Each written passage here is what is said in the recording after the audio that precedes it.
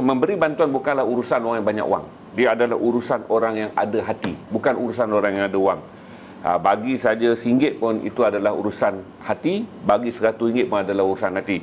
Urusan orang ada wang kadang-kala dia menjadi korupsi. Ini beza dia. Kita nak meletakkan dana ni adalah kita kata ini adalah urusan orang yang ada hati, di mana wang saudara tukarkan untuk membantu kru supaya dengan dana saudara kemungkinan kalau pun kita tak dapat membantu semua, tapi sebahagian yang macam saya tak mahu sebut nama lah, macam dia kata ada 2 anak kecil sekarang tinggal bawah jambatan. Jadi saya fikir kata at least satu tu dapat kita pindahkan dulu, pergi ke rumah ataupun menyewa di tempat yang relevan supaya keselamatan anak kecil terjaga.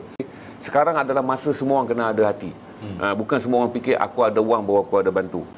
Ini adalah period di mana kita memberi sebahagian daripada apa yang kita ada walaupun sedikit, kerana kita faham bahawa ketika sama-sama susah lah, ujian yang sebenar itu datang. Waktu senang ni Abang Wei, bagi RM1 pada orang ketika ada RM100 hal kecil, tapi memberi RM1 ketika ada RM10 kita fikir banyak kali. Tapi waktu itulah kita rasa siapa kita.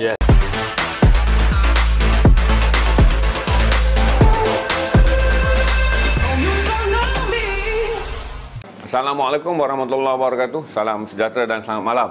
Kita jumpa di garasi malam ni untuk siaran 28 hari bulan Ogos 2021, 3 hari menjelang Hari Merdeka. Sepatutnya dah bersemangat dah kita, tapi oleh kerana keadaan pandemik, keadaan politik, kita tak dapat merasakan debar merdeka. Malah tagline merdeka pun tak ada tahun ni. Tapi kami kibarkan jugalah 2 bendera malam ni sebagai kibaran pertama untuk tempoh 72 jam lagi menjelang 31 Ogos. Macam mana poster yang anda lihat? Dan anda tahu bahawa di kala musim pandemik ni, salah satu perkongsian yang banyak kita akan buat adalah kisah-kisah manusia yang menjadi, kita tak sebutlah mangsa yang terkesan oleh pandemik. Dan malam ni kita akan bercakap tentang satu komuniti yang membabitkan 20,000 orang tenaga kerja, dengan 5,000 daripada mereka adalah pekerja aktif yang berdaftar dengan Profima. Ada wakil Profima di sini, saudara Sutek Harun. Dan satu yang kita akan dengar adalah kita bawa tokoh perfilman kita, iaitu Abang Yue Haji Sa'ari. Kerana Abang Yue adalah lebih tahu kerana dia bekerja lama dalam industri ini. Ramai kru bersalin generasi yang bekerja dengan Abang Wei. Jadi Abang Wei tahu bagaimana nak appreciate kru filem. Dan seterusnya kami akan naikkan, ini jadi pelancaran. Alhamdulillah, terima kasih pada Profima kerana memberi kepercayaan pada garasi untuk melancarkan tabung ni. Malam ni garasi menjadi tempat pertama tabung sayangi kru ni dilancarkan.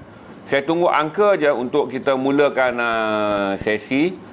Kita akan bercakap tentang industri, kita akan bercakap tentang kekangan apa berlaku pada industri dalam tempoh 18 bulan ketika tiada sebarang penggambaran dibenarkan.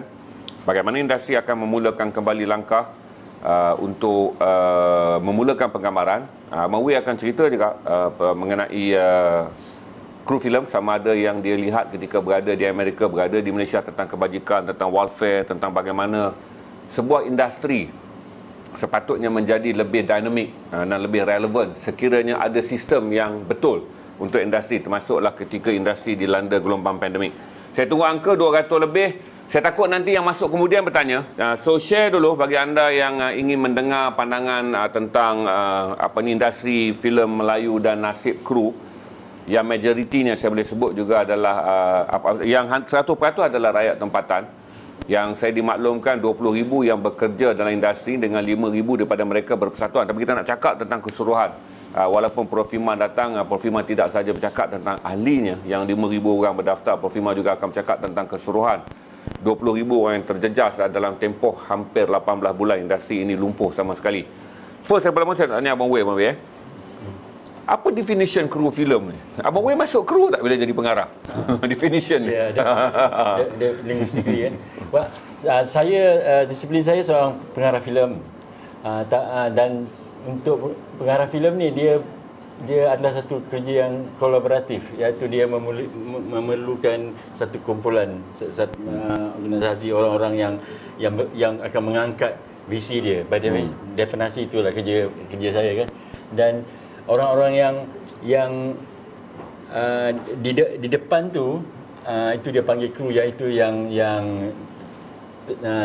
termasuk dari segi kostum, makeup, runner, gaffer, dan even Conti kan. Jadi pada saya sebagai pembikin filem, pengarah filem, saya sangat memerlukan mereka. Kerana itu saya di sini hari ni kan, malam ni, dan mereka ni adalah pada saya frontliners. Mereka yang di depan sana. Jadi saya sebagai pengarah filem, dia duduk di tempat kadang, dan mereka yang keluar, yang melaksanakan tugas-tugas untuk memunculkan imej saya tu.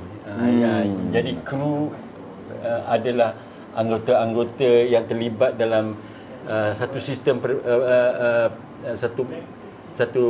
sistem mekanisme yang akan menggerakkan atau cuba memunculkan imej yang saya dapat itu. Jadi sangat penting. Itu intro dia. Di mana seorang pengarah yang kita panggil prominent lah. Siapa? Dan tidak ada pengarah yang wujud tanpa kru Oh ya, itu ya ayat dia. Tiada pengarah yang wujud tanpa kru Tak ada. Betul, tak mungkin. Tidak mungkin. Tak mungkin. Tidak mungkin. Tak mungkin. Sebab pengarah bukan Insta famous tuan-tuan, dia boleh pacak kamera dan bercakap seorang-seorang. Pengarah bukan apa ni cyber trooper. Pengarah adalah pembikin karya seni yang memerlukan rakan-rakan seni dia. Ya, bukan peng-selfie. Bukan peng-selfie. Okey. Saudara dah tengok, saya nak bagi saudara tahu malam ni bahawa banyak kisah yang akan kita bualkan, kerana Sutek Harun akan cerita sikit. Sutek, bagilah sikit intro Sutek mengenai tabung ni, kenapa dilancarkan, apa expectation. Profima adalah Persatuan Pekerja Filem Malaysia. Persatuan Pekerja Profesional Filem Malaysia. Oh, ada pro dia tu, Persatuan Pekerja Profesional Filem Malaysia. Okey. Ceritalah Su, apa-apa. Okay, Assalamualaikum warahmatullahi wabarakatuh. Saya mewakili Profima sebagai seorang AJK dan pengurusi program saingi kru. Okey. Ya. Dan niat membuat tabung ni sebenarnya kita dah memang ada dah ada lama kan, ditubuhkan, nak ditubuhkan tabung ni lah untuk maknanya untuk ahli-ahli kita yang bukan kata kru lah, semua badan pun dia ada untuk macam kebajikan, tabung kebajikan. Tambah-tambah lagi dah bencana COVID ni, maknanya benda tu memang perlu kan. Dengan kalau tengok pada start awal lockdown tu sampai sekarang, memang banyak yang tak ada kerja kan. Jadi diorang budak kerja-kerja bebas ni, bila tidak ada kerja, tak ada pendapatan kan. Jadi bagi saya tabung ni dibuatkan adalah ikhtiar kami di Profima lah untuk membantu ahli-ahli yang patut dibantu kan. Dan tambahlah sekarang dalam pandemik ni, memang kalau boleh wajib lah macam kita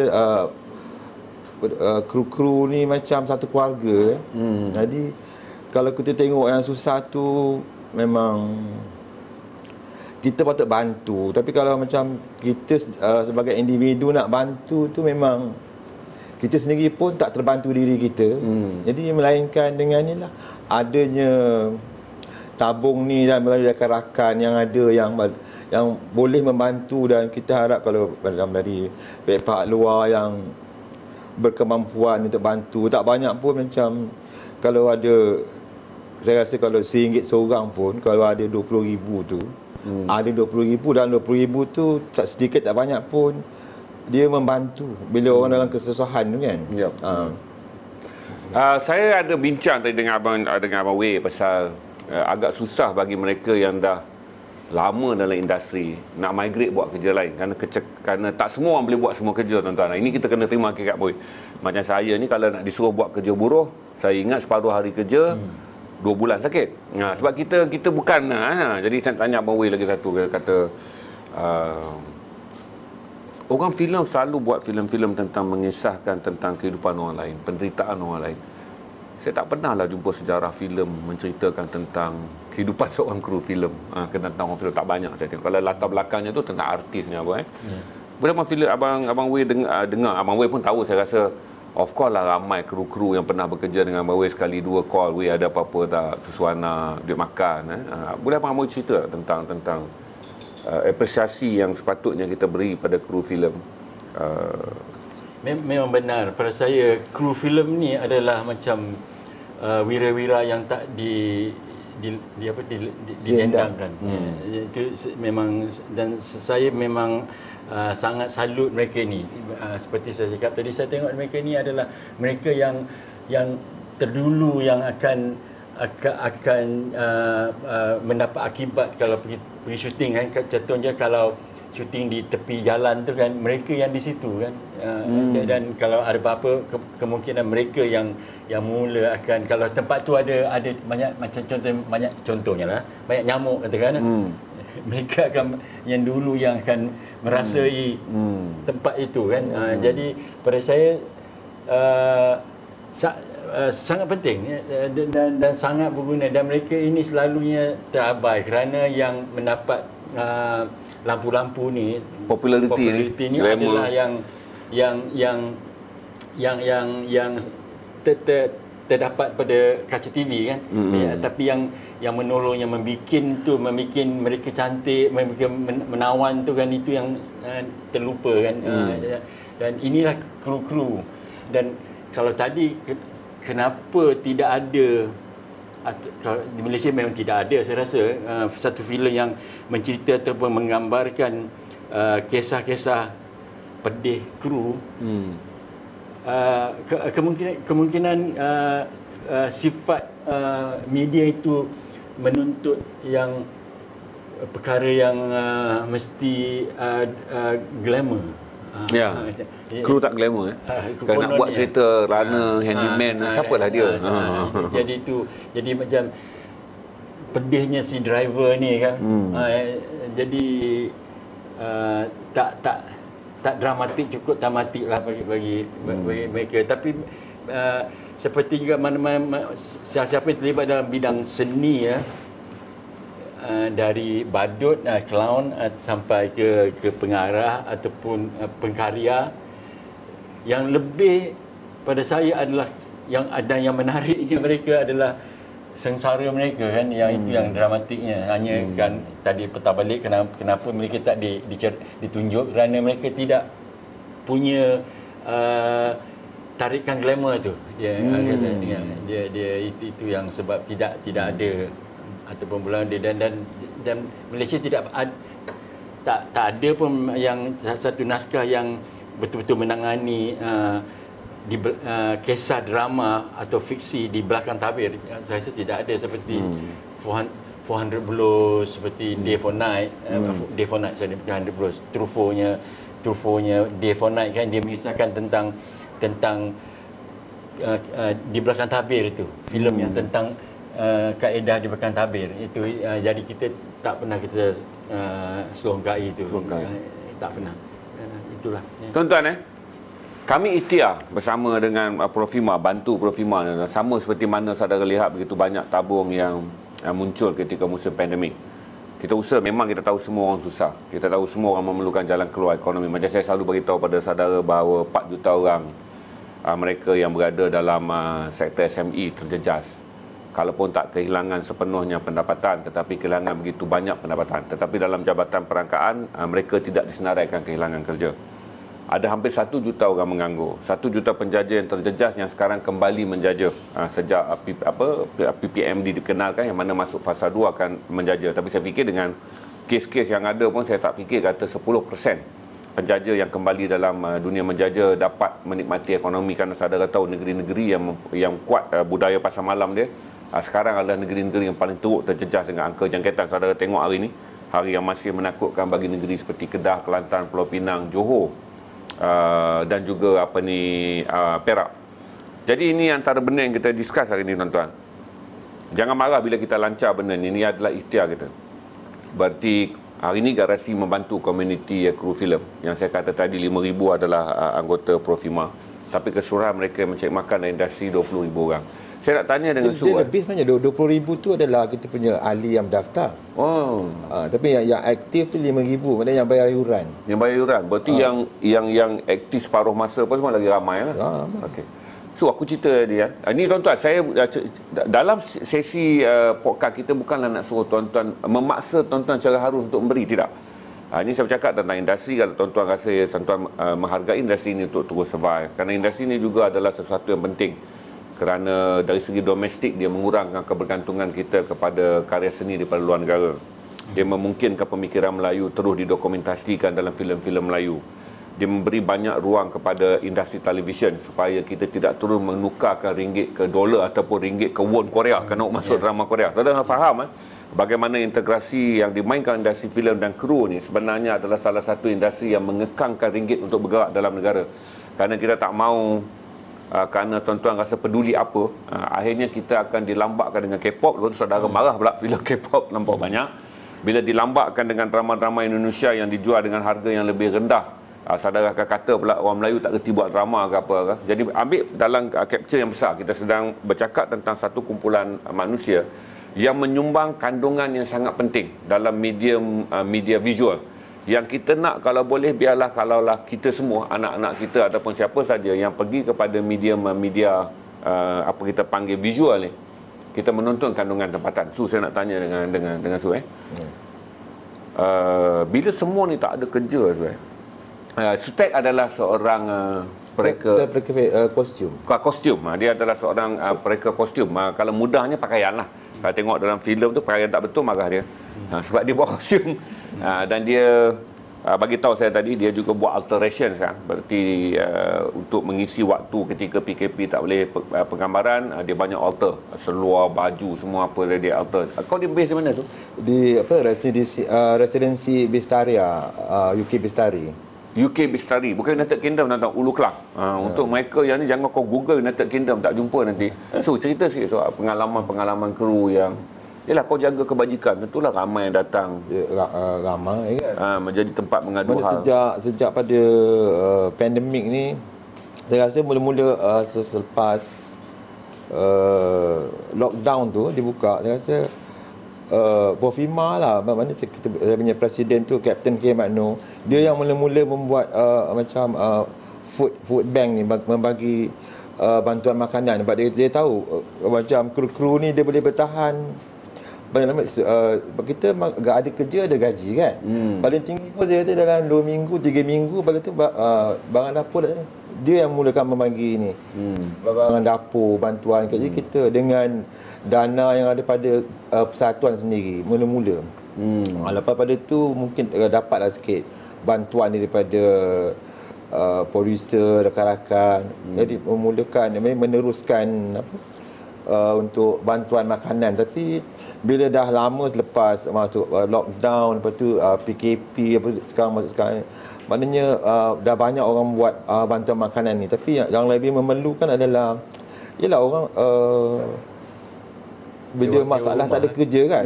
Maknanya sewa rumah kan. Sewa rumah, duit api, duit air. Lepas tu memanglah pakai kereta besar, tapi semuanya berhutang kan. Tapi kalau dah tak ada kerja, macam mana kan. So ada cerita kat saya tadi bahawa ada kru yang membawa keluarganya pindah dan tinggal di bawah jambatan, pada yang dihalau keluar dan sekarang masuk ke rumah kosong yang orang tinggalkan. Masa kosong rumah perumahan yang tak diduduki orang. Barangkali kru masa syuting dia kenal banyak lokasi. Bila dihalau keluar rumah, dia teringat lokasi rumah-rumah kosong. Jadi kru pergi duduk dan tinggal. Dia ada satu kisah yang menyedihkan. Kita dah naikkan nombor semua untuk saya sarankan tuan-tuan, macam saya selalu kata, prinsip kita bagaimana kita nak menanam kebaikan dalam diri kita. Memberi bantuan bukanlah urusan orang yang banyak wang. Dia adalah urusan orang yang ada hati, bukan urusan orang yang ada wang. Bagi saja RM1 pun itu adalah urusan hati, bagi RM100 pun adalah urusan hati. Urusan orang ada wang kadang-kala dia menjadi korupsi. Ini beza dia. Kita nak meletakkan dana ni adalah, kita kata ini adalah urusan orang yang ada hati, di mana wang saudara tukarkan untuk membantu kru supaya dengan dana saudara kemungkinan kalau pun kita tak dapat membantu semua, tapi sebahagian yang macam, saya tak mahu sebut nama lah, macam dia kata ada 2 anak kecil sekarang tinggal bawah jambatan. Jadi saya fikir kata at least satu tu dapat kita pindahkan dulu, pergi ke rumah ataupun menyewa di tempat yang relevan supaya keselamatan anak kecil terjaga. Abang Wei, saya nak tanya Abang Wei dia ni orang seniman senang kita tanya. Macam saya sebut tadi lah, saya sukalah pasal satu, saya tahu Abang Wei antara director yang hidup sangat ala kadar.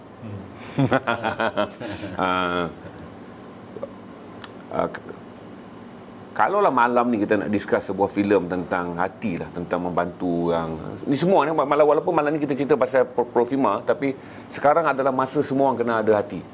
Bukan semua orang fikir aku ada wang baru aku ada bantu. Betul kan? Yeah. Abang Wei ada benda yang Abang Wei rasa sebagai seorang yang lama melihat dunia, melihat kehidupan. Apa yang Abang Wei rasa tentang bantu-bantu dalam keadaan yang sangat susah pada period pandemik? Saya rasa Abang Wei akan buat filem pandemik lepas ni, saya mungkin. Saya secara peribadi, saya apa yang saya belajar daripada menjadi seorang pembikin filem adalah dia mengajar saya menjadi seorang manusia. Dan tiap-tiap karya yang relevan dan yang hebat, yang pada saya wajib adalah karya-karya yang mesti menyentuh kemanusiaan. Ya, dan jadi dengan sekaligus kemanusiaan tu hati kan. Jadi dia karya apa sajalah. Dia dan painting ke filem ke teater kan, dia mesti usik kemanusiaan.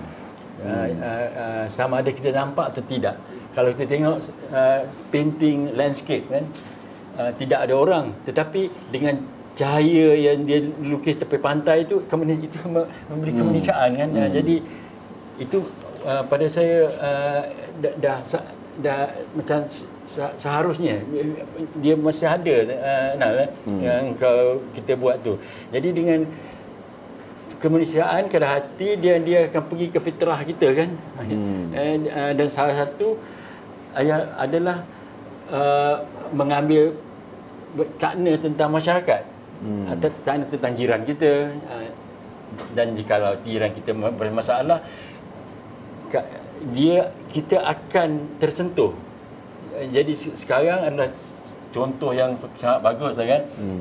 Sekarang sedar tak sedar kita telah melalui dan mengalami pandemik ni, COVID-19 ni, hampir 2 tahun. Ya, hampir 2 tahun. Di mana bermulanya dengan bermulanya lockdown ni pada Mac 2020 kan, saya. Ya, Mac 2020. Dan di situ, di situ satu perkara yang paling kita belajar, di mana kita telah menyendirikan diri kita, adalah betapa pentingnya orang sebelah kan. Walaupun kita walaupun kita sendiri, apa yang dalam kepala kita adalah yang di luar. Mungkin pertama kali kita pun menanya jiran kita kan. Jadi itu yang seorang pengkarya dia mesti dia sedar tu, dia di mana perhubungan. Dan itu membawa saya pada persoalan ini sebagai seorang seniman, seorang pembikin filem, di mana sifat kerja saya adalah bermasyarakat. Saya syuting ramai orang. Kan selepas fasa menulis, semuanya terlibat dengan orang. Tidak boleh berbuat sendiri. Tadi iaitu selepas menulis saya perlu kru, dan memerlui kru ni adalah berinteraksi. Dan karya saya pun adalah kisah berinteraksi. Sangat jarang, bukan tidak ada filem-filem yang bermonolog, ada tapi bagi itu satu jenis lah. Tapi yang lazimnya kita tengok adalah karya-karya yang bermasyarakat, karya-karya yang interaksi antara orang dan orang dan haiwan. Dan untuk mendapatkan ini, untuk mewujudkan ini, mesti ada orang dengan orang juga akan mengangkat kan. Jadi segalanya terlibat orang kan. Dengan itu saya diputuskan itu, tak dibenarkan. Kan itu kan sangat dilema, ironik kan. Jadi itu yang lagi mengajar saya tentang betapa pentingnya tanda kutip membantu kan. Dari segi apa, macam Sutek tadi membantu, tapi sebelum membantu ni ada satu perkara yang usaha kita kan. Usaha ikhtiar. Jadi dengan itu terus yang tadi itu yang kita yang Sutek adakan ni adalah sebenarnya tabung ni ikhtiar untuk menyediakan orang seni cuba berikhtiar dengan pertolongan orang luar, bukan minta simpati bukan mungkin perkataan yang lebih bagus mungkin belas, boleh tak? Belah ihsan. Belah ihsan. Supaya kita boleh bersama, pada aku lah tak, pasal saya sangat penuh hati bila jemput saya untuk menyokong ni, saya sokong. Itu salah satu cara tadi yang saya boleh menolong, membantu, memberi petanda yang saya perlu orang lain, saya perlu jiran saya perlu kru saya perlu media yang Zainal pegang ni kan. Jadi itu kalau saya melencong sikit mungkin. Okey, betul, saya setuju dengan jawapan Wei. Saya akan pergi pada Su nanti untuk share lagi kisah-kisah kru ni. Niza, kita ada berapa view sekarang? 500. Okey, 500 orang ni. Saya fikir kata saudara dah lihat tabung ni, saudara boleh share. Lepas tu besok kita akan cuba potong video pendek dia untuk kita sebarkan dalam IG dan juga TikTok. Kita akan minta beberapa kawan-kawan TikTok untuk share supaya nombor akaun apa yang derma sayangi kru ni dapat tersebar dan lebih banyak dana dapat dikutip. Saya beritahu tuan-tuan, dia bukan lagi tentang makan minum. Kita cerita tentang sampai macam tadi Su beritahu ada yang dah kehilangan rumah, terpaksa keluar dan tinggal di bangunan yang rumah kosong yang tak tahu siapa tuan dia, tumpanglah duduk. Jadi ceritalah Su antara kisah-kisah kru yang kau rasa sebagai orang jaga kebajikan, kadang-kadang kau pun tidur malam letak tangan atas dahi juga memikirkan nak bantu macam mana. Sebab kita tak pernah bayang tahap ni. Dulu kalau kita cerita kru ni bang, industri ni, kita cerita kena kanser, barulah satu yang kejutan. Kemalangan jalan raya, tak boleh bekerja setahun, itu baru benda besar. Tapi kali ni 5,000 daripada 20,000 orang yang berada dalam industri serentak terkena dan terkesan. Yalah, dia bagi saya nampak macam semua kita tak menjangka benda ni akan terjadi kan. Tahun 2020 kita bayangkan dah alam apa kan, kedua sebelum ni kita tekan dengan kereta terbang, kita mainkan teknologi, tiba-tiba bukannya benda tu yang datang kan, benda tu kita terbang tak datang di tahun yang kita bercakap kereta terbang tak datang, tapi yang datang adalah masalah lain. Pekerjaan kita terbang kan. Jadi nak membantu sebagai macam saya tengok masalah ni, kebanyakan masalah yang ada yang saya dapat semua kena keluar rumah. Kan kena keluar rumah, okey. Dan ada tu dia keluar rumah menumpang kawan-kawan, terpaksa nak balik kampung, PKP tak boleh rentas daerah. Rentas negeri kan. Jadi terpaksa berada di sini juga kan. Jadi kawan-kawan yang nak membantu pun sama juga senasib.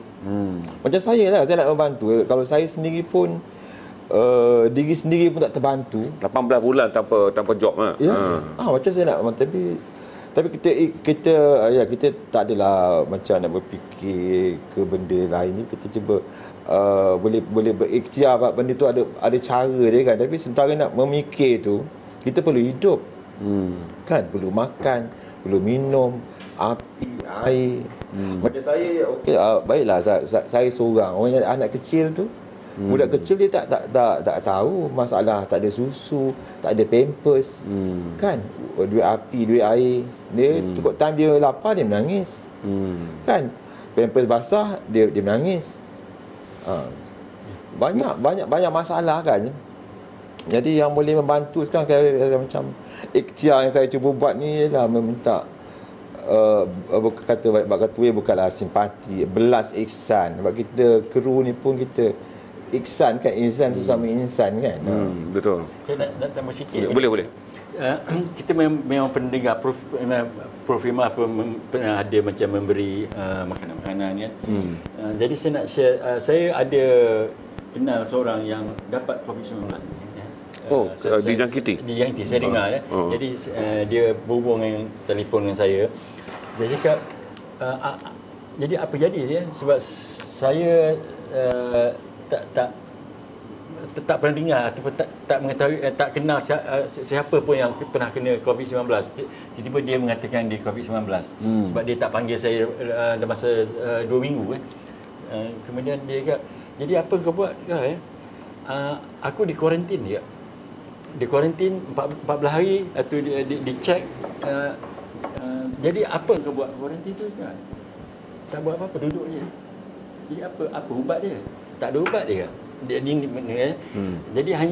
dia cakap hanya makan suplemen kan. Pastikan vitamin C, mungkin zinc ke, kalsium ke, vitamin E kan.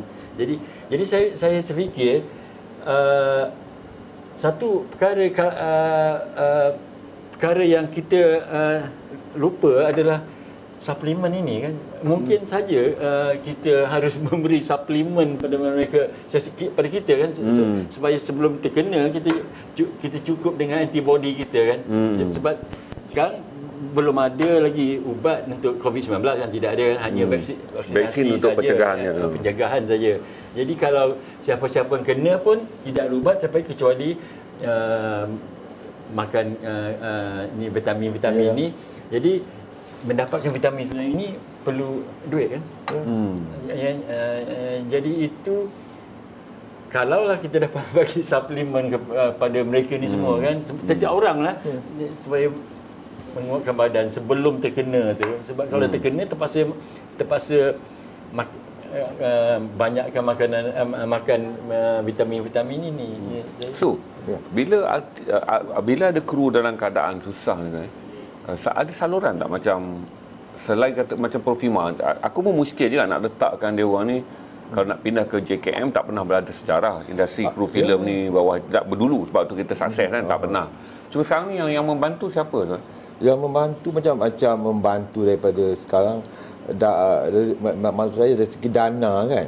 Dana kalau ada pun ada lah, tapi tak macam berterusan, adalah sikit. Bila sikit tu kita boleh bagi macam mana, kita contohnya dapat sikit daripada adalah seorang dua producer bagi itu, kita beli untuk food bank. Food bank biasanya apa yang ada dalam food bank? Food bank kita beli yang asal lah, beras, gula, susu, tepung. Hantar ke rumah kru. Tak, kita buat sistem macam pandu lalu. Oh, dia orang datang ambil? Datang ambil, ya. Profima di Finas? Di Profima tak pernah, di Taman Permata. Oh, dia orang akan datang ke pejabat, ambil je lah? Mana kita buka daripada kita punya web ataupun kita punya FB kan. Jadi dia ambil kupon, jadi kita buat sistem macam tu. Pandu lalu. Dan sampai sekarang ataupun dah tak ada kantung dan nipis dan tak boleh buat dah sampai sekarang. Tak, tapi alhamdulillah lah ada. Kalau ada orang macam baru-baru ni ada, kita dapat 200 pack. Jadi kita beritahu, ada orang call, ambil kupon. Oh, okey, dia base kepada orang derma. Profima menjadi orang tengah, agihkan kepada kru. Sebab kita Profima kita tidak ada sumber kewangan yang tetap tu. Kalau dulu memang tak ada pandemik, adalah juga duit tu tak bergerak. Ni sekarang kita yang mana ada orang dia semua belanja kan. Tabungan dah habis dah 18 bulan menjaga 5,000 ahli yang perlukan kebajikan itu, belum lagi ahli yang disahkan positif masuk rawatan. Jadi kita nak membantu macam mana kalau tidak dengan cara ikhtiar ni lah yang kita buat. Tuan-tuan yang ada dalam sesi ni, saya mohon jasa baik macam saya bagi tahu, kata soal hati RM1, alhamdulillah. Ada lebih pun alhamdulillah. Cuma ini adalah period di mana kita memberi sebahagian daripada apa yang kita ada walaupun sedikit, kerana kita faham bahawa ketika sama-sama susah lah ujian yang sebenar itu datang. Waktu senang ni Amawai, bagi RM1 pada orang ketika ada RM100 hal kecil, tapi memberi RM1 ketika ada RM10 kita fikir banyak kali. Tapi waktu itulah kita rasa siapa kita. Ya, itu ujian dia. Ya. Abang, saya nak minta memori lah abang cerita tentang cerita-cerita yang abang rasa kata abang tak boleh lupa lah bekerja dengan kru ni. Saya pun pernah jadi kru sekejap, tapi tak pernah kru dengan abang. Cuma abang rasa benda-benda jenaka yang abang rasa aku takkan lupa nak pasal kru filem ni. Aku shoot benda ni pula aku takkan lupa, kata kalau tak ada kru tak tahulah. Mesti ada benda-benda yang menarik, sebab Yue satu-satu orang yang dia punya lifestyle adalah dia tak bercampur dengan elite industri. Dia punya lifestyle ni minum kopi dengan kru, lepak warung dengan pelakon biasa-biasa, sebab dia tak begitu limelight kan, sebab dia tak ada banyak baju untuk pergi ke majlis limelight. Jadi dia tentu ada banyak cerita, sebab saya tahu kehidupan harian dia di warung, di kedai-kedai kopi mamak. Jadi dia banyak habis dengan orang-orang low profile yang kita panggil marhain dalam industri filem. Apa yang abang rasa bila fikir tentang kru ni tak akan forget? Apa tu rasa macam aku nak shoot lagi dah dengan dia orang ni nah. Ya, perhubungan saya dengan kru menarik lah kan, dan ada yang rapat dan selalunya rapat dan hendaknya rapat semasa itu. Jadi yang terlintas dengan kepala saya adalah semasa saya syuting Johor. Johor, juara. Satu projek yang sangat mencabar di mana saya syuting saya berlaku di sempadan Thailand kan, di mana di situ memang teruji lah apa tu hati saya kan teruji lah. Tapi semasa itu saya menggunakan kru baru, kru yang belum pernah kerja dengan saya. Ada hanya beberapa orang pernah kerja, tapi kru yang frontliners tadi kan, yang gaffer, yang DOP saya pun cameraman saya Jeff pernah, tapi yang DOP itu sebelum. Jadi yang gaffernya belum saya. Jadi mereka ni memang bersama lah ya. Dan kadang-kadang memang sebagai pengarah sunyi kadang-kadang kadang-kadang mereka fikir jangan ditegur lah kan. Kalau duduk termenung macam ni kan, dia fikir saya tengah berfikir, sebenarnya saya tidur tu kan. Mungkin macam mata hitam saya kan gitu kan. Jadi di Johor saya shoot opening dia dari awan ke kubur. Kan menunjukkan satu kematian kubur. Jadi saya shoot mengambil masa lebih daripada sebulan kan. Jadi yang akhir shot saya adalah dari Bon Lembu tu naik ke awan balik kan. Jadi bila saya prepare nak shoot tu, tiba datanglah seorang ni. Datang seorang ni kan, jumpa saya, di belakangnya penuh kumpulan grup mereka. Geng-geng dia, kiri kanan geng. Iaitu budak-budak yang lighting ni. Okey. Belakang ni. Saya pun heran juga kan, dia datang, dia kata, jadi seorang tu dia berani tanya saya, dia kata, weh, kita orang semua dah ikut kau dah lebih sebulan. Kita tengok shot kau. Dan mereka tak yang bagusnya mereka ni selalu memberi shot saya. Apa saya nak dia bagi kan. Apa yang saya minta dia bagi. Sutet bagi kostum, busana saya, apa saya minta dia akan bagi. Saya beruntung tentang tu. Jadi si Din datang ya. Dia mewakili ya. Di belakang dia DP saya. Semua kru. Okey, ni apa kru datang bertanya. Ni last shot ni. Ya. Weh, kami dah ikut kau sebulan lebih dah. Jadi kita nak tanya dah weh. Shot kau ni kenapa ni? Begini ni. Kenapa dari Bon Lembu itu naik ke bulan, naik ke awan. Ya. Masalahnya mereka ni kadang tengok saya serius sangat ni, seperti segalanya serius. Nak tanya takut ya. Lepas 1 bulan dah nak habis syuting dah. Habis syuting. Last shot ni tanya. Kenapa Jadi saya okey ya. Betul. Jadi ada seorang cakap, ini macam 1 bulatan. Starting dia macam tu kan. Dari opening dia dari awan ke kubur. Patah balik ke awan.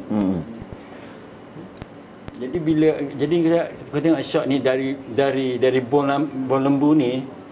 Bon Lembu ni banyak kematian tau, gaduhan. Jadi seperti kubur ni dulu kita shoot sebulan dulu sama kan. Jadi dia naik atas ke awan. Oh, itu tandanya dia berbalik, berpusing ke. Dia sampuk ya. Itu tanda dia hidup orang Melayu berpusing lah. Berpusing ya. Ya dan tidak ya. Yang sebenarnya shot ni naik ke atas ke awan, tandanya aku akan terpaksa cari job lain lepas ni.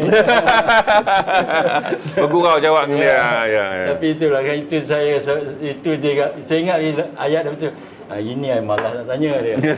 Dia malas tanya. Selalunya bagi orang dalam industri, macam M. Nasir dia. Bila kita bual dengan dia, kita perlu melihat dinamik dan juga organic work dia cakap. Sebab Sebab tu kadang berbual dengan Way jadi lama.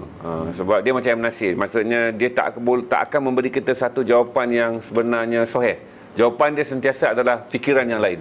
Berarti tak, kalau kita tanya tu dia panggil soalan beranak lah. Kita bagi dia satu soalan, jawapan dia akan beranakkan soalannya dia. Jadi lama panjang. Jadi dia mempunyai quorum dia sendiri yang akan bertahan untuk mengopi dengan Way. Sebab soalan lebih penting daripada jawapan. Betul. Soalan tanda berfikir. Sebab jawapannya ada pada kita dah. Betul. Dah ada dah. So, untuk sekarang ya, plan katalah dana ni, sekarang penggambaran dia benar tapi dengan SPP yang ketat. Dia panggil apa SPP tadi, Pak? Dia sekarang dia SPP khas. Sijil pengurusan penggambaran. Sijil pengurusan penggambaran. Mana yang dah ada terkenala tu kena mohon balik. Bagi yang dah shoot tak siap, mohon balik. Mohon balik. Tapi dengan SOP yang mengikut peraturan. Syarat yang pertama. Tapi job baru tak jalan? Belum lagi. Ini yang mana tertangguh saja. Oh, okey. Kelonggaran diberi pada yang tertangguh. Berarti memang banyak yang tak bekerja lah. Oh, banyak tak bekerja. Nida, dalam ni ada orang tanya apa-apa tak? Selain daripada, saya harap tuan-tuan menderma mana tuan-tuan untuk membantu tabung ni, kerana saya fikir kata sedikit membantu. Baru kita tahu ramai kelompok-kelompok lain, kita pun selalu run program food bank ni, dan saudara memang sentiasa membantu. Cuma yang ni kita tak bawa dalam bentuk food bank kerana kemungkinan bayaran tunai ni bagi menyelesaikan bayaran rumah mereka yang terhalau nak bayar. Jadi kutipan malam ni kita utama pada tunai. Yang food bank garasi itu memang kita hantar sebelum ni adalah bantuan makanan. Tapi ini bagi mereka yang kes yang lebih serius kerana 18 bulan tak ada penggambaran. Ada soalan daripada penonton tak? Okey, ada juga yang bertanya lah ya, sebab mungkin dia tak tahu dalam dunia perfilman ni macam mana di luar dan dalam filem. Dia bertanya, adakah pekerja-pekerja atau kru filem ni ada caruman untuk KWSP atau SOKSO sebelum pandemik? Jawab. Macam kita pekerja bebas kan. Macam SOKSO, EPF itu dah ada dah untuk pendataan gaji tetap. Macam saya yang memang sejak awal saya masuk dalam industri dah 30 tahun dah. Tak awal dah, lebih 30 tahun dah start dalam industri. Memang saya tidak ada SOKSO ke EPF ke. Jadi mengharapkan kerja sajalah, ada kerja, ada gaji.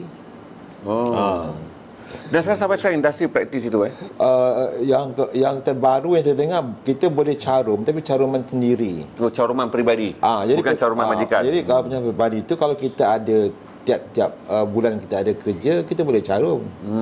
Kadang-kadang ada satu job, lepas tu 2 bulan tak ada job. Mereka cuba. Kita cuba. Mereka cuba ada kan, tapi persoalannya kebanyakannya kru-kru ni ada dia panggil freelancer kan. Jadi ada yang tak ada, jadi dia takkan konsisten. Tapi memang ada baru-baru ini mereka cuba ada satu formula begini ya. Dan satu hari akan sebab saudara kena ingat SOKSO ni dia apabila orang itu kehilangan pekerjaan. Bagi kru filem ni dia susah nak digazetkan sebagai kehilangan pekerjaan kerana mereka tak punya majikan tetap. Macam kata satu syarikat bila dia buat pembuangan pekerja ataupun pengurangan pekerja ataupun dia diisytiharkan muflis, berarti pencarum layak memohon dengan membawa surat kehilangan pekerjaan tu. Macam kru filem ni dia nak gazet diri dia berada di dalam akta buruh dan syarat kelayakan tu agak sukar. Sebab bila datang waktu yang dia lengkap dalam period tu, iaitu kehilangan pekerjaan, majikan tutup, syarikat muflis, itu yang menjadi mereka boleh mencarut, tapi saya tak pasti bagaimana kerana saya pernah menguruskan banyak kes orang yang kehilangan pekerjaan ni. Bagi mereka yang berada dalam institusi yang formal, yang dalam gazet perkeso tu sah, boleh. Begitu juga caruman di KWSP. Kerana mereka bekerja di bawah bajet production. Jadi bajet production tak akan letak, kalau letak bajet production, letak caruman KWSP, melambung tinggi tu pasal producer terpaksa menambah 11% caruman bagi gaji yang dibayar pada satu production. Berarti kos production tu akan meningkat tinggi. Pada kadar kalau lah sekarang orang buat satu drama 90,000, berarti dia akan meningkat 11%. Berarti ada dekat situ lebih kurang dalam 10,000 lebih, 100,000 lebih. Jadi tak fikir ada pengarah yang mahu bekerja dengan formula ni kerana pembayaran stesen TV pula tak mengambil kira kebajikan KWSP. Dan hingga kerajaan tidak meletakkan bahawa walaupun kita bekerja dengan, ini saya bukan nak marah, kita kerja dengan RTM pun, dia bayar mengikut market driven. Tak ada formula yang dirintis oleh kerajaan bagi memastikan kebajikan kru ni diambil kira sebagai terjaga apabila adanya bencana. Ya, jarang sekali pun ada insurans. Jarang pun ada insurans. Ini semua kan. Jadi yang kita harap hari ini dah ada dah. Hari Senin akan angkat sumpah Tan Sri Anwar Musa sebagai menteri baru, menteri komunikasi. Mungkin dia boleh melihat banyak perkara yang saya rasa perlu diberi nilai tambah. Kerana RTM adalah big player dalam industri, tuan-tuan. Bukan saja private sector, RTM sendiri membelanjakan ratus juta setahun pembelian bagi konten domestik. Tetapi formula kebajikan tak ada. Dia betul-betul formula commercial driven between producer jual. Jadi tidak ada formula ekonomi berasaskan kebajikan dalam industri ini. Semua adalah market driven. Siapa ada modal dia ambil. Pekerja hanya datang sebagai pekerja kerana mereka bukan pemodal. Jadi pemodal berurusan dengan pembayar, sama ada private sector ataupun government ni.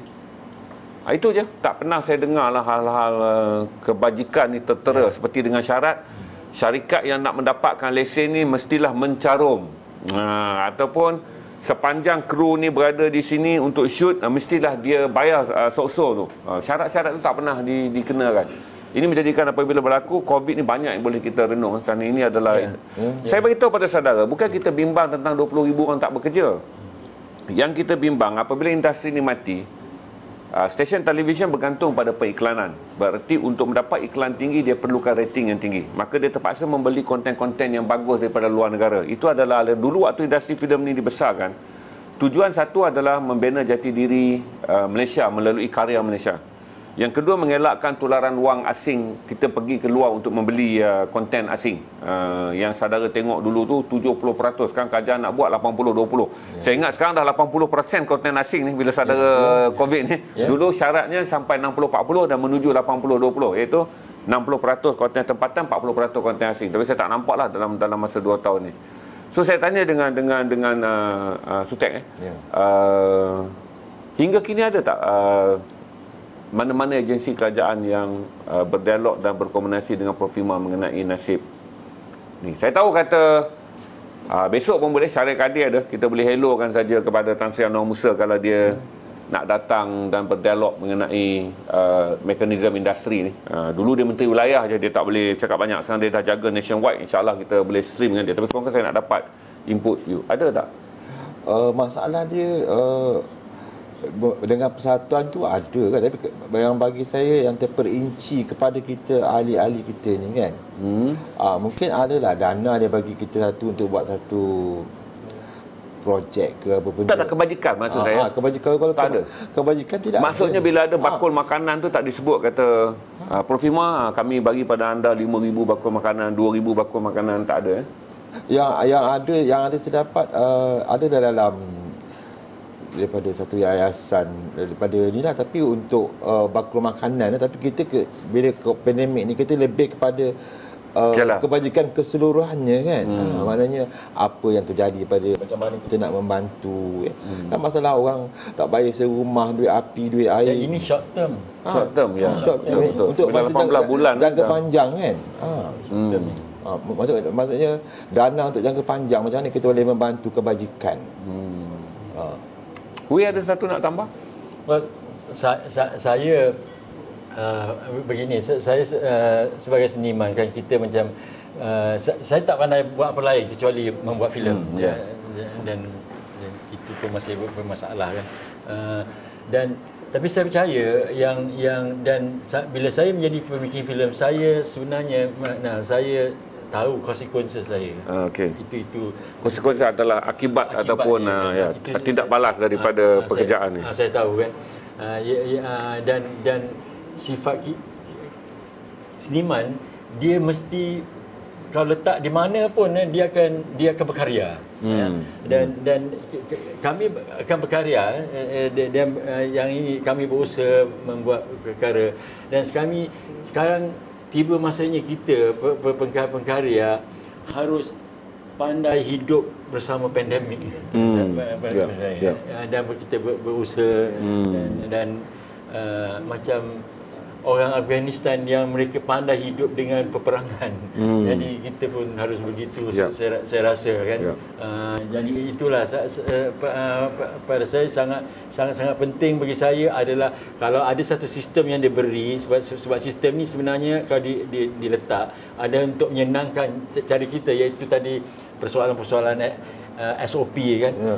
Pada saya agak setuju SOP sebab itu ada mengawal, membendung, dan kerana yang saya usik tadi, kalau hari hujan nak menoreh getah minta izin daripada Tok Empat tak betul pada saya. Dia mesti tanya orang yang tahu kan. Jadi orang tahu. Kalau orang kaji cuaca tu tunggu pukul 4, jadi saya akan tunggu pukul 4 kan. Jadi dengan SOP ni kita sekarang kena kreatif dan kena belajar tentang bagaimana nak menghasilkan karya-karya yang mencerminkan sekarang. Tetapi tidak mengecilkan karya-karya kita. Pada saya sangat teruja sekarang untuk menengok karya-karya yang muncul dari pandemik ni, di mana adakah mulai karya-karya yang pertama kecil, kecilnya kuantiti atau kualiti, itu yang saya sangat curious. Tapi saya pasti pengkarya dia akan berkarya. Hanya sekarang skala kita mesti pandai sekarang bekerja dengan skala mana. Tapi yang hari ini tujuannya adalah ikhtiar awal dulu kebajikan, jangka pendek ni untuk selesaikan tabung ni. Tuan-tuan dan derma, sebab ada orang tanya soalan dari yang saya kata dah jawab dah begitu, tentang long term ni. Long term ni dia memerlukan dialog. Terutama sekarang ni saya rasa saya bukanlah peru Anwar Musa tuan-tuan, tapi saya rasa lega kerana Anwar Musa ada, kerana saya tahu dia punya soft spot. Soft spot Anwar Musa ni kebajikan adalah hal yang mudah. Saya fikir kata kemungkinan kita boleh bawa dia datang dan stream mengenai percakap kebajikan tentang industri ni. Dan saya tahu ketika Anwar Musa ni kita kadang-kadang menyampah dengan dia, tapi dia jaga wilayah ni, track record dia boleh saya puji lah dari segi kebajikan. Sebab saya tahu bila kita stream je gelandangan, dia sentiasa ada spire. Cuma mungkin spire dia tak masuk malam ni sebab dia dah berpindah ke kementerian yang lain. Sebelum kita sampai, barang dah selesai. Dia sangat peka menghantar askar-askar dia berada dalam semua lubuk berita untuk mencari maklumat orang bercakap tentang kelemahan Dewan Bandaraya Kuala Lumpur. Sebab tu dari segi suntikan, dari segi apa semua, Kuala Lumpur yang paling cepat. Saya harap kata kalau datang, kalau tuan-tuan tanya untuk jangka panjang, ya, kena ada. Pertama, dia adalah commercial driven, mestilah berasaskan kebajikan. Berarti tiada satu syarat pun sebelum ni dikenakan kepada semua produser mengenai pelaburan per tajuk adalah juga pelaburan per kebajikan pekerja. Dia tak ada. Dia betul-betul commercial driven. Maksudnya kalau produser tipu pun, tak ada pandemik ni pun tuan-tuan, produser tipu kru pun tiada loophole yang boleh dijadikan kes ke mahkamah. Ini betul-betul commercial driven. Jadi tuan tanya ni, Sutek dia tanya tentang kebajikan. Saya rasa dialog yang terbaik adalah membawa Tan Sri Anwar Musa ke sini, kemudian orang filem. Saya akan bawa UA datang untuk berdialog. Dalam jangka panjang, kalau kita nak industri kesihatan minda, ini industri kesihatan minda, filem adalah industri kesihatan minda, pembangunan mentaliti dan pembangunan ideologi Malaysia ni, filem penyumbang yang besar. Tapi kalau kebajikan dia tak dijaga, akhirnya kita akan beli K-pop. Sebab saya bagi tahu pada saudara kan, jalan mudah untuk semua industri adalah beli barang second hand. Sebab K-pop ni barang dia second, dia jual dalam market international, harga dia kadang-kadang 200% lebih mudah daripada beli local product. Semua orang yang menjalankan industri televisyen lebih suka membeli kandungan yang murah. Tetapi oleh kerana ada syarat kerajaan, iaitu 60-40, 60% mestilah kandungan tempatan, 40% kandungan luar. Walaupun dasar penyiaran negara ni nak pergi 80% kandungan tempatan. Tapi kalau tak ada benda ni, yang soalan yang saudara tanya ni, siapa nak duduk dalam industri yang tiada jaminan? Macam saya kata tadi lah, pekeso pun, benda basic pun mereka tak qualified. Sebab kalau dia carum pekeso, clause apa yang mengatakan dia layak menerima bantuan? Sebab tak ada company move list. Tapi ini juga harus dimain peranan oleh stesen TV. Sebab kebanyakannya penerbit, dia main rentak TV. Jadi bila TV sangat orientated tadi, yang commercial tadi kan, hanya jual beli, mereka pun terpaksa main rentak itu lah. Jadi mereka tidak akan sempat, bukan tak nak, mereka tak sempat akan menjaga kebajikan. Contohnya residu fee tak akan timbul, royalty dia tak beranikan timbul. Ini kan semua kan sangat penting ni. Ini yang menjamin hayat jati diri seorang pengkarya itu.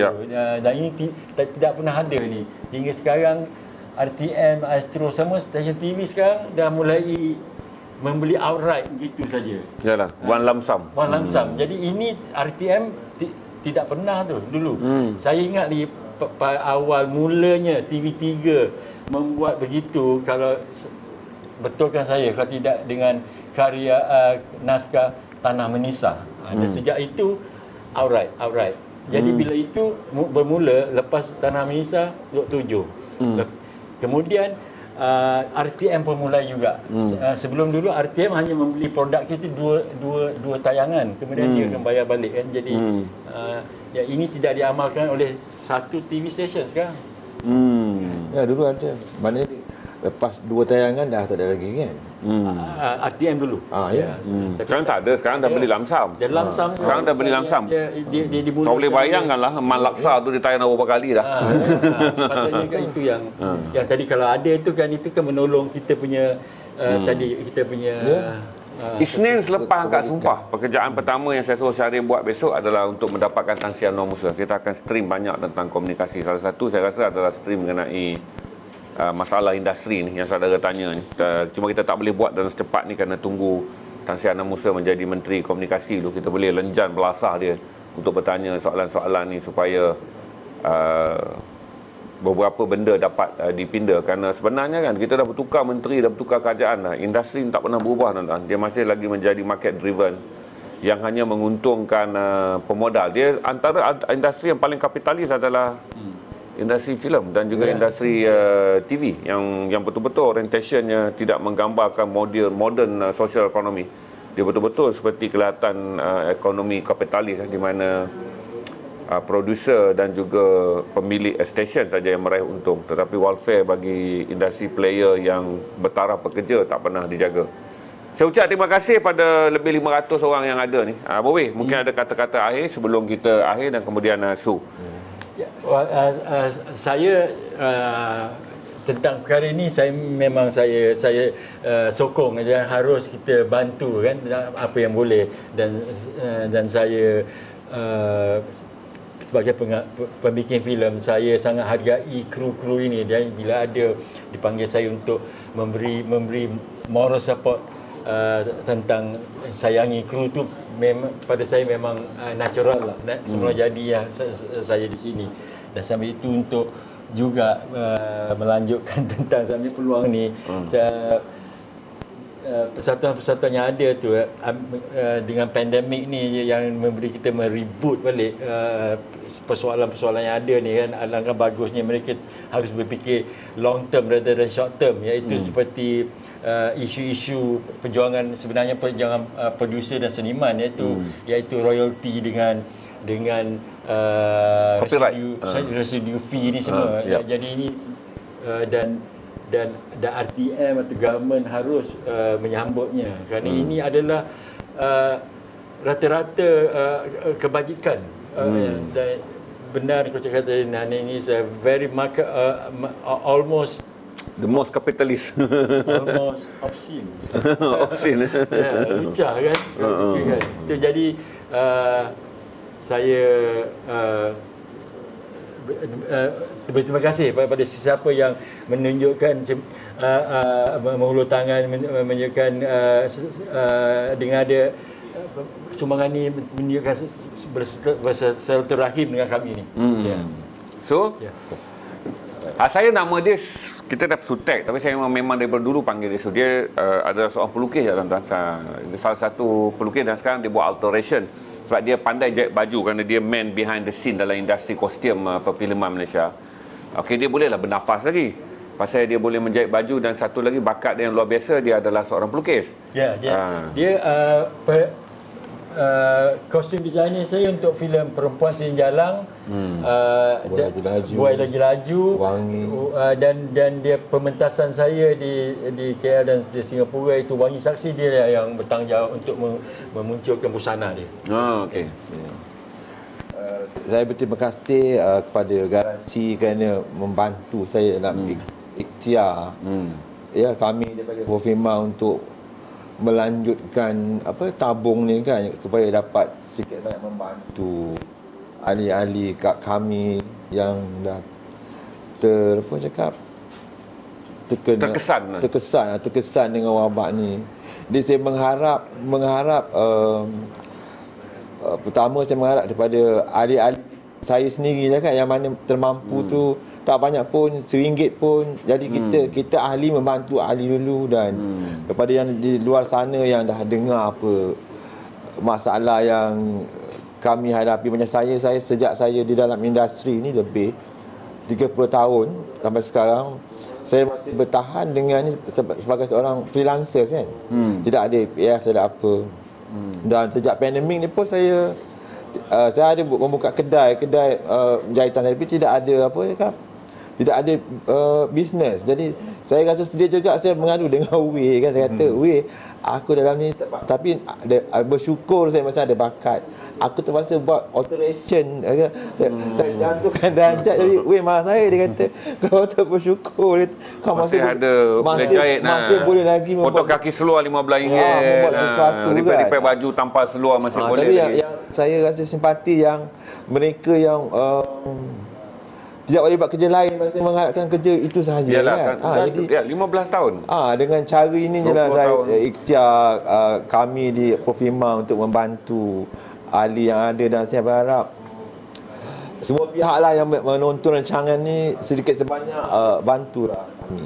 Tuan-tuan, saya ucap terima kasih kerana banyak benda yang saya pelajari ketika buka garasi ni. Pertama tadi Nasir hubungi saya, dia dah dapat 220 stok order. Berarti value-nya adalah 30,000 buku Sani Sudin yang saudara beli. Saya kata untuk seorang writer Sani Sudin menjual bukunya dalam lot yang dia datang tu 30,000 adalah besar. Dan saya beritahu pada saudara, terima kasih anda telah mendanakan RM2,000 kepada Basking Iman malam tu. Saya terkejut kerana di akaun dia je 2,000, yang anda bagi pada garasi 200 lebih.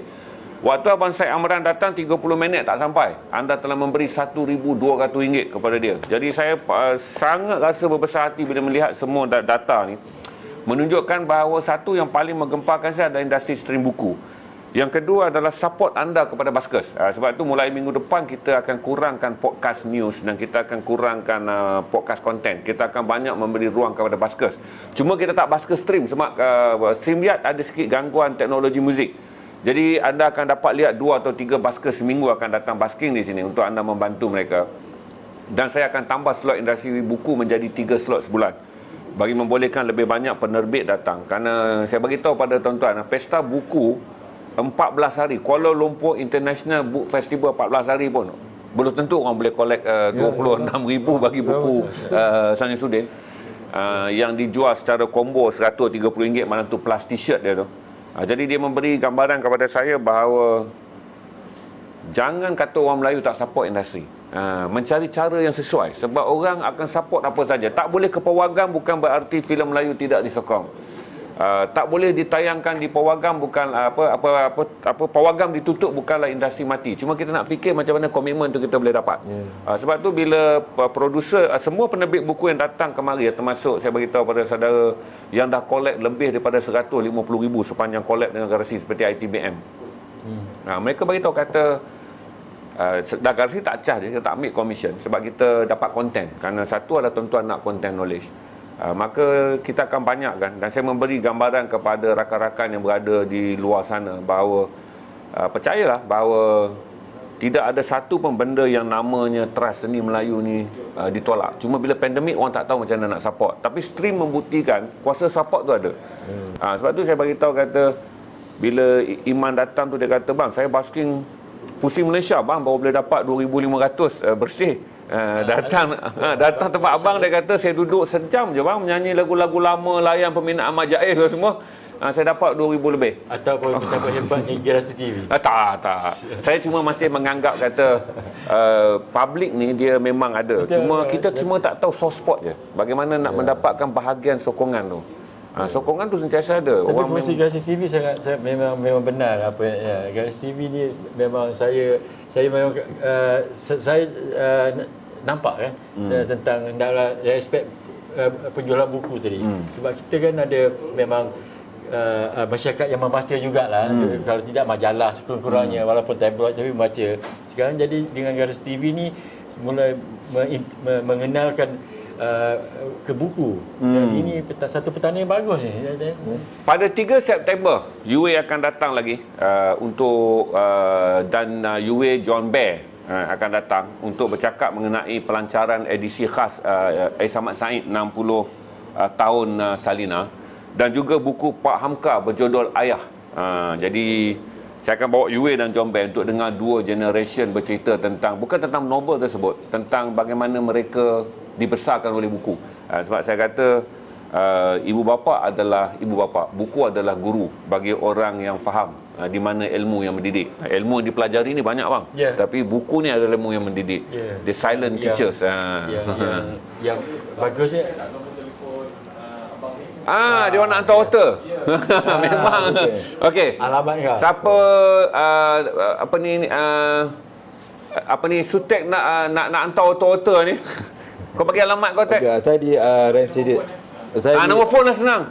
Nombor phone 010 209 1169. Ya. Saya di residensi Bistaria. Sekali lagi, nanti Mohsin bagi nombor orang lain, keluar pula nombor yang dia callnya. Dekat. Okey. Betul, anda boleh hantar alteration daripada di sekitar Lembah Kelang, kerana bukan alteration je, Su adalah seorang kostum designer. Berarti kalau saudara nak lebih servis orang yang dah buat baju untuk industri filem, tuan-tuan, saudara boleh dapat perkhidmatan dia. Lepas tu saudara akan terkejut kalau melihat artwork dia. Saya memang terkejut satu hari sebab saya kenal lama, tapi bila saya pergi rupanya dia juga memiliki artwork yang luar biasa. Ambil nombor telefon kalau saudara adalah kolektor lukisan yang minat untuk collect artwork dalam small scale, saiz yang kecil.